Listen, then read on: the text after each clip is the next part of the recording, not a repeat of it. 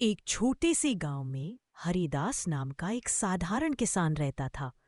वह बहुत मेहनती और दूसरों की मदद करता था। उसके पास ज्यादा जमीन नहीं थी, लेकिन उसकी ईमानदारी और लगन पूरे गांव में मशहूर थी। हरिदास के पास एक पुराना मिट्टी का मटका था, जिसे उसकी दादी ने उसे विरासत में दिया था। गांव वाले कहते थे कि ये मटका साधारण नहीं, बल्कि सोने का मटका है, जिसमें चमत्कारिक ताकत छुपी है।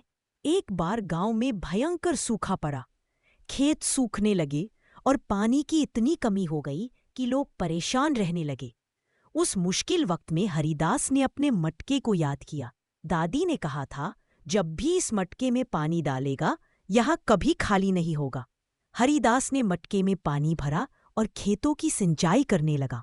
आश्चर्यजनक रूप से मटका कभी खाली नहीं हुआ।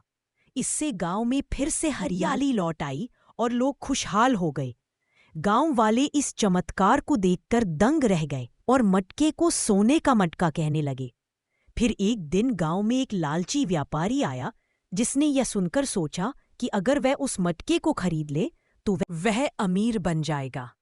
उसने हरिदास से मटका खरीदने की बहुत कोशिश की, लेकिन हरिदास ने साफ मना कर दिया। व्यापारी ने चोरी छुपे मटका चुराने की योजना बनाई। एक रात वह चुपके से मटका चुराने आया और जैसे उसने मटके को उठाने की कोशिश की तो मटका उससे नहीं हिला। उसने दोबारा से कोशिश की, फिर भी वह नहीं उठा सका और वह निराश होकर घर वापस आ गया कि मटका क्यों नहीं उठा। फिर अगली सुबह उसने देखा कि हरिदास उस मटके को लेकर अपने खेतों की तरफ जा रहा है। व्यापारी हैरान हुआ कि यह कैसे संभव है। फिर वह एक बूढ़े आदमी के पास गया और उसने उनको सारी बातें बताईं।